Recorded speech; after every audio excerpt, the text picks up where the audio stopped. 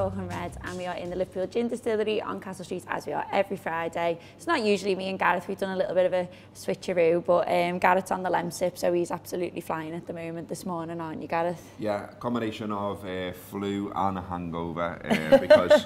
so he's looking at a bit of a Valencian orange gin just to make everything yeah, we're in the Liverpool Gin Distillery, and you know, it's a great place, and they do gin experiences and all that, and it'd be a great Christmas present, and this looks fantastic. It's gorgeous. But right now, Lemsip for me, to be honest. Last night I went to, I'm going to give it a quick shout, the Butterfly and the Grasshopper, which is previously the Roscoe Arms, which is at the top of Old Street, turn left. And it's Mike Gerlin, who used to be a regular contributor on the Rap. It's his new pub and it's boss. So go check it out. There you go. We'll get the Lemsip down here because you've got about 20 minutes of talking to do. Just before we go on to the agenda, we just wanted to speak quickly just about what happened yesterday. Obviously, the David Duckenfield bid had come back, and it wasn't surprising, but it was extremely disappointing, and it's left a lot of people upset, understandably so. Families, survivors, people in the city. There's not much to say on it really, other than if you know anyone who's been affected by it, if you know anyone who's still struggling, just go and put your arm around them and ask them if they're okay. There's a group which is still out there to help people with counselling for Hillsborough. There's a lot of people that still aren't speaking about it, and that's up to them, that's their choice. But there is a service out there called, I think it's Hillsborough Survivors, if I'm correct, yeah. which offers a service just for that. So if you know of anyone that might want that, especially in the wake of everything that happened yesterday, please do refer them to it. And obviously our thoughts are with everyone, all the families, everyone affected by it as well. We're really gutted about it too, but as you probably know, as you've probably seen, the Fabulous Spy and Cop are going to do a bit of show of support on the Cop tomorrow at the Brighton game. It's 3 o'clock kick-off, so for 6 minutes, so obviously 6 minutes for the game, they're going to hold up every single Hillsborough banner that they've got. And I imagine there'll be loads of shouts of justice for the 96, and unfortunately the fight for justice still goes on. And listen, we've just got to be there for each other, haven't we? And just all we can do is keep supporting these people and these families who it could have been any of us, just as what we did do before. So if you are at the ground tomorrow, please, please, please show your support for that, because there'll be it's just rubbish, isn't it? But just on to then the news that broke today. If you listen to our Weekender show, it's come out today at 9 o'clock in the morning. The Anfield Road expansion's finally being confirmed. 61,000, so an extra 7,000 seat capacity. It's needed, Robert, would you say? Yeah, absolutely. I mean, you saw the other week with the scramble for tickets on the members sale, and I think there was people were saying there was like 70,000 people online or something mad like that at one point. So, you know, the demand is there, and the demand is obvious. I mean, obviously it's sky high at the moment because Liverpool are top of the league, the European champions. A long time now in the past, you know, Anfield didn't used to fill up. I can remember those days, Soonest days and things like that, where you just walked up and got in, and it was sound. But those days are long gone. Liverpool's huge, Liverpool's massive, Liverpool's successful, and everyone wants to go. So it makes sense to make the ground bigger. Obviously, we'd love it to be huge and the biggest and the best.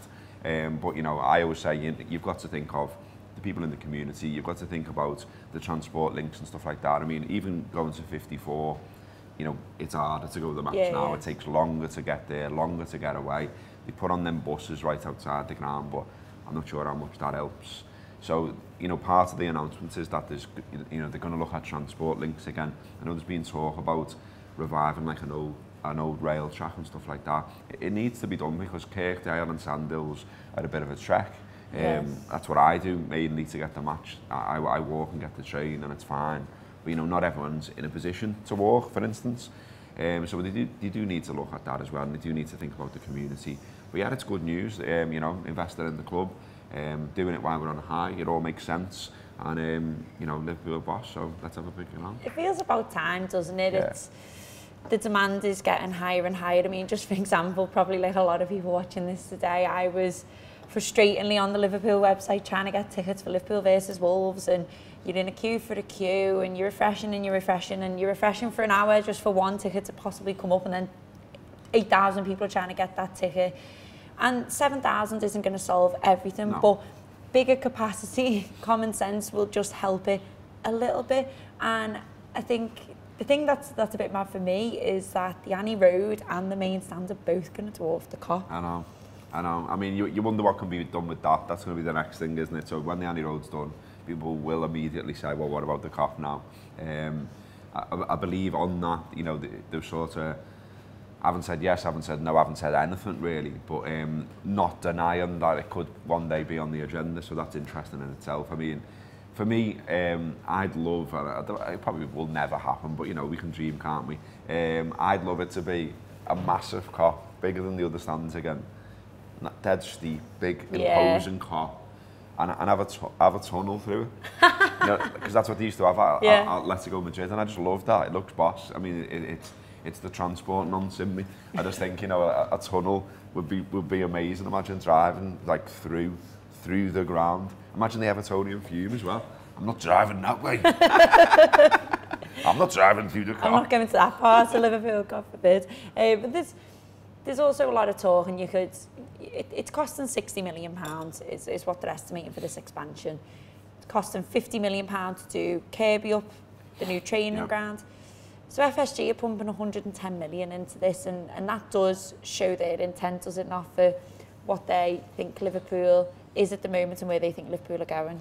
Yeah, I mean, I think it's, you know, FSG are what they are to an extent in that, you know, yes, they're making good decisions now. There's been criticism around them in the past, and rightly so at times.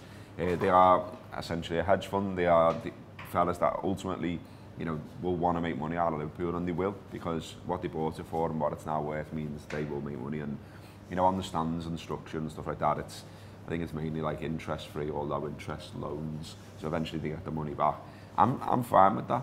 Like, I don't get the arguments about, you know, they should be literally pouring everything in, because when we had Hicks and Gillette, and we were where we were, and we were in absolute financial crisis, I can remember the chat. And I can remember my own chat, and a lot of it was, I just want Liverpool to punch its weight and do what it does and make its money, spend the money, you know, and just be a viable business and a great football team. And that's what it now is. And this idea that, you know, like, we can't match Man City, and to an extent don't want to match Man City. You don't want to, no. You know, like, they announced this week that there's a shed load more cash. That's going to make things even harder, obviously. But you know what? Like, if we win the league, we've done it in a purer way, haven't we? And that will really get up the noses of Man City fans, and good, because to me they're just not Man City anymore. You know, I used to go to Main Road. I can remember they're a different new club. Ground, new club, new vibe, the way they act, the way they talk, the way they defend everything they do.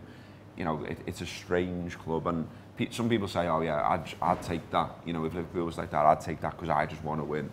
I get the argument to an extent, but I kind of like that Liverpool punches its own weight. It makes its own money, it spends its own money.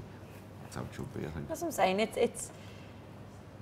They could have done a lot more, couldn't the FSG? They could have literally moved the ground. We could have been in a huge ground, which was built elsewhere. But yeah, we could have been in a soulless bowl, and we did speak about this on Talking Reds last week. But they decided to keep it at Anfield. There's still a magic of Anfield, and you look at the European nights and you look at that Barca night, and imagine that anywhere else. You can't imagine it anywhere else. We have such an affinity to it and an emotional attachment that it only feels right to expand Anfield. And I'm like you, I don't know what else they can do. I don't know really the planning permissions, and obviously that's complications as well at the moment, which is thrown in, because this is confirmed of what they want to do. But like you said, they have to consult locals, they have to consult businesses, because they're looking at making the road behind it, the Annie Road, pedestrianised. There's a lot of factors to this that isn't just as easy as sticking 7,000 seats on a stand. The only thing that I'm still a little bit gutted about is there was talk at one stage of basically putting on the side of the main stand the Liverpool Football Club, and that's obviously because the full name is the Liverpool Football Club and Athletics Ground Limited. So they were going to put the Liverpool Football Club massive along the side of the main stand and light it up, and that would have been amazing. Imagine being able to see that all over the city. And again, yeah, I'm talking about Everton, so what? We're playing them on Wednesday. It would get up their nose, but also it's just like a statement. It's like, yeah, we're here, we're boss with the Liverpool Football Club. I'm a bit gutted that never happened. With the in like a different colour, something like that. Just a big imposing. Yeah, big. One of them. And I know that's daft because I'm daft, but you know, I wish they'd bring that idea back. That would be great. Listen, it's good news anyway. The club are moving in a good direction, hopefully, and we'll see what happens. There's a phase that phase 1, I think, finishes 13th of December. I think that's the correct date. And then the second phase is in 2020 February. So obviously more news will be coming out, and to the locals who live around there will go and give their thoughts. And the right thing will happen in the end, whatever that may be. But it is good news. It's good to see that the club are thinking of expanding and hopefully getting more people in the ground, because it's really, really desperately needed. But we're going to go to a quick clip now. It's something that the man behind the camera, who's here, but you can't see, but you see him on a couple of things Fuad has been working on with Sean Walsh. So it's Gerrard's debut today. It was the anniversary. It's not Gerrard's debut, it's the anniversary of Gerrard's debut in 1998. Yep. Now, I don't remember this. I was only a little toddler at the time. I remember it. It was against Blackburn. Blackburn Rovers, 90th minute. He come on for Vegard Hegem. He looked the scalliest lad you'd ever seen. Just looked like a normal lad from Brighton, because that's what he was then. You know, it was a long way before he was a superstar. But yeah, come on, you know, nervously putting his shirt into his shorts and sort of looking around and all that. And we'd already won the game. It was 2-0 to Liverpool at that point. Blackburn were in the relegation zone. Liverpool was sort of mid-table-ish under Houllier at that point. And it was sort of a bit of a nothing substitution to those that didn't know. Yeah. But we knew. Well, 21 years ago, Steven Gerrard walked out onto the pitch, and, you know, the rest is history. And all those dreams come to fruition. Steven Gerrard's hands are clasped around the cup like he never wants to let go of it.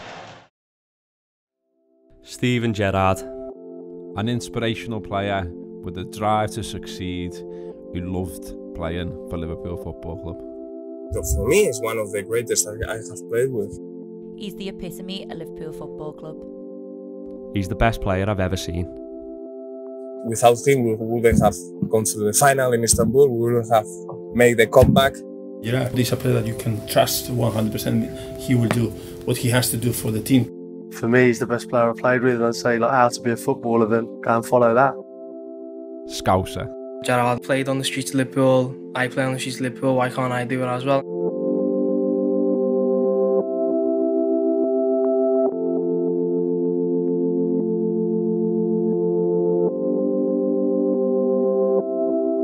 We're on the streets of Huyton, a normal place, normal people, but a place with an extraordinary record for producing footballers.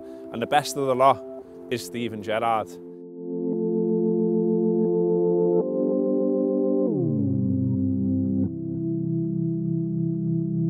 This is where he first kicked the ball, first played the game, first got stuck in, first fell over.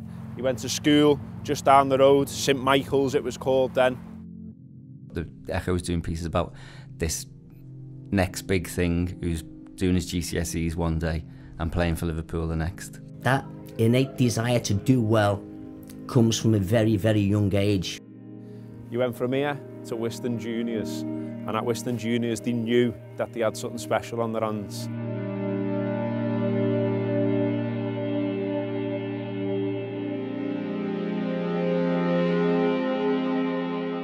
This is it then, Whiston Juniors Football Club, based on Windy Harbour Road.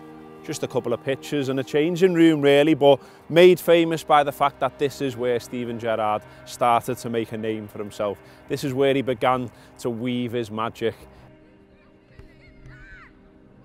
It was clear even then that he was something special. Being able to see someone who's came up in the same way that you have and has played on the streets and the fields and the Sunday League pitches of Liverpool, and knowing that anything's possible.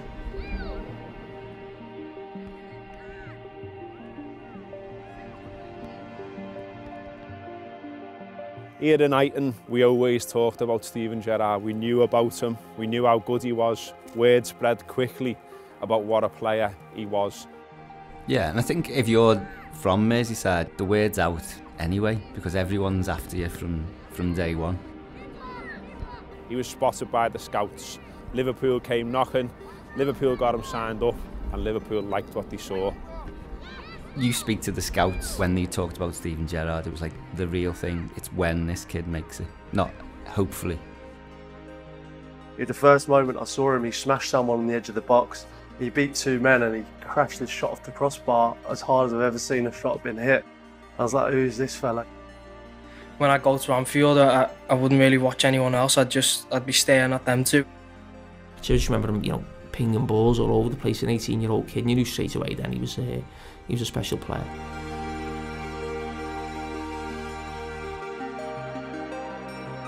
And then, after all those years, after all that development, after playing for Whiston Juniors, after growing up on the Bluebell estate, Steven Gerrard got his big chance here at Anfield, in front of the Kop.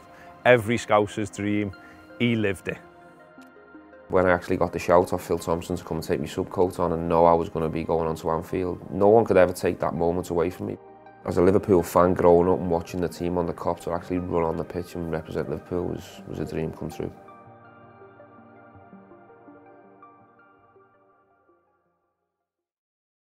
Steven Gerrard, the best Liverpool player I've ever seen in my lifetime, and 21 years ago there he was, stepping out onto the pitch, and it's a boss video, so please make sure you share it with your friends, tell everyone about it, because it's boss. I think it's really great. Well in for Wales. So, and Walsh. Just as we were walking up, a little bit of news broke, and it's not necessarily Liverpool related, but it's very within the times, keeping with the times. Unai Emery has been sacked. It feels like another one bites the dust, really. So Pochettino's gone, Unai Emery's gone, 2 of the so-called top 6. Solskjaer's going to go. Solskjaer is probably Silva's not far from going. I mean, it's happening everywhere, and it feels really good to be sat at the top of the table watching all this happening, knowing we don't have to panic about everything. Exactly, it's brilliant. I mean, look, Arsenal are a big club, Arsenal have got money, Arsenal are in London, Arsenal are a potential threat to Liverpool. So if they're shit and they're sacking the manager, up their heads. I'm absolutely delighted with it. Same with Tottenham. As I mentioned, Man United being so irrelevant is brilliant. Everton clinging on to Silva and talking about getting Moyes and Hughes, brilliant. And you know, you just think about all the times we've been in disarray and talking about getting new managers and all that. It's so good to be at. It's just so good. We've got a boss manager, we've got a boss ground. We're talking about making the ground bigger. We're top of the league. We're 8 points clear. We're European champions. Honestly, these are the best of times, and it's great. You know, I was just in a taxi coming to town, and it broke on the radio about Emery going, and the taxi driver was just like, you know, lad, what are they doing there? Like their fans, lah, and all that. And it was like, I know, and it's great. It's great to see clubs in that situation. We could do with the Man City crisis, like, don't get me wrong, but yeah. Good times. The biggest crisis that you've got is Aguero out for a couple of weeks, isn't it? But, you know, we can hope. And Freddie Ljungberg supposedly temporarily in charge, which is also a bit mad. Yeah, he's been kicking around, like he's managed the kids, hasn't he? And he's been like an assistant there and stuff. So it's just, he's stepping in, but he's not going to be the long-term solution. Be funny if they went for Pochettino, wouldn't it? Ooh, that would be juicy. Yeah, he's looking for a job and he lives in London. Exactly. So wouldn't have to move the kids out there, would he? If he gets on, I don't know what's the job, Indeed.com or something like that, like a job search website, there'll be one there for him ready and waiting. He'll have a decent CV. So Don King has said today, or in the last week, that the club feared that Fabinho could be out for 4 to 6 weeks. I didn't know this really before I started doing the show. And it is a bit worrying because we don't want to see our players go down with an injury. We don't want to see them go off with an injury. Our hearts were in our mouths when Virgil van Dijk looked like he was going down. And 4 to 6 weeks isn't great considering how many games we've got coming up. I know, it's not ideal, but this is what football does to you. You have to deal with adversity, you have to deal with injuries, these things happen. We've already had it with Alisson, and we dealt with that well. We've had it now with Matip as well. We've dealt with that pretty well. I backed it out to continue to be able to deal with it. With Fabinho, it's worth remembering as well that, you know, we literally didn't used to have him. And you know, we did all right without him. And then, of course, when he first come, it was a long time until he actually got into the team. Now, of course, he is a mainstay in the team and he's brilliant. And I love him. He's one of my favourite players at the club. It is a blow that he's not in the side, but you know, we've got other players, we've got other midfielders. We can tweak it. We can still win games, and that's the main thing. I think I know he's not everyone's favourite, but I thought, for instance, Adam Lallana did okay at Villa. Yeah, he was alright, He's not as physically imposing, obviously, as Fabinho. He hasn't got that same nous that Fabinho's got, but we've got other players there. You've got Milner, you've got Henderson, who obviously played in a deep position for a long time. Yeah, so I think we'll be all right. It's not ideal, but it is what it is, and the Reds crack on. I mean, the press conference is 1:30 today, so probably by the time you're watching this, it won't be too long after this that it'll be announced as to how long he actually is out for. But 4 to 6 weeks, I suppose, isn't great. But the way that I looked at it when I was talking to my dad about it, and I said it could be up to, say, 2 to 3 weeks. If you look at the games, like, on paper, look at them on paper, and not how many we've got, these should be games that Liverpool should be winning in without Fabinho anyway. That because we're so busy, let's say, for example, obviously you can't play against Brighton, but we couldn't play anyway. He couldn't play anyway, but we'd still expect to win that game with him being suspended. And then you look at, obviously, Everton, that's a different one. But you think about Bournemouth away, and if Klopp said, right, I'm resting Fabinho, Bournemouth away, because we need to get through against Salzburg or whatever, and he put Adam Lallana in at number 6, you still wouldn't question them, would you? We'll be all right. We'll be absolutely fine. And like we were just saying there, Fabinho can't play tomorrow anyway because he's got suspended. He finally got that yellow card that we were all waiting for. We made up he'd done it right before the derby, but then freaking sod's law, he goes down with an injury anyway. But how do you expect to see Liverpool line up tomorrow? Interesting. I think, we've got a good record against Brighton. Obviously not in the same league for a long time, but when we have played them, we've tended to win. Last season, though, it was 2-1-0s. It wasn't. We didn't have it all our own way. It was a penalty as well, weren't it? The one at their ground. At Anfield, it was a bit of a cagey game. That they sat in deep, and it was just a case of when the Liverpool finally break them down. Probably expect to see something similar. I don't think we're going to see. I think you see Trent back. Obviously, I thought we missed them the other night. Joe Gomez toiled a little bit in that position at fullback. I think that was the final indication that he's definitely a centre half. And shouldn't really be deployed on in the full-back position. So we see Trent back. I'm interested about Robertson because I thought he was a little bit off the other night, and obviously he's been managing an injury, which he said himself.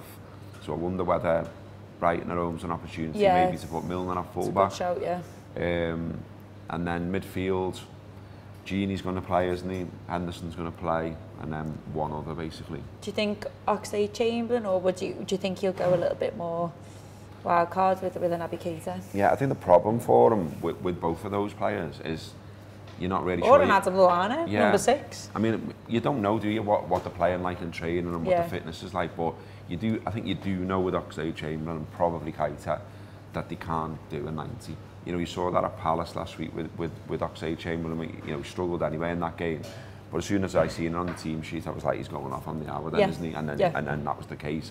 I think that will be the same again. I mean, read something the other week from a physio, and he was saying, if you're out for as long as he's out, a year essentially, it takes a year to get back, basically, to where you were.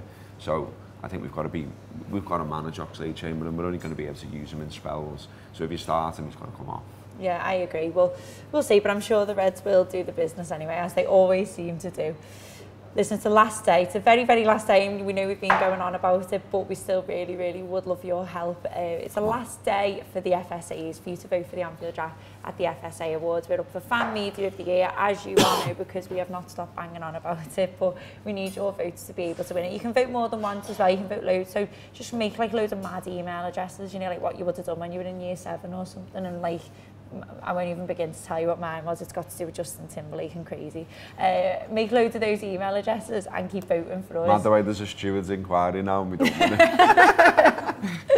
But yeah, with all your support is really appreciated. And I know a lot of you have been voting because we've had loads of comments, we've had loads of tweets telling telling us that you've been voting for us. But if you could continue to tell everyone else to vote for us, that would be wonderful too. And listen, Liverpool will be absolutely sound tomorrow. Up the Reds.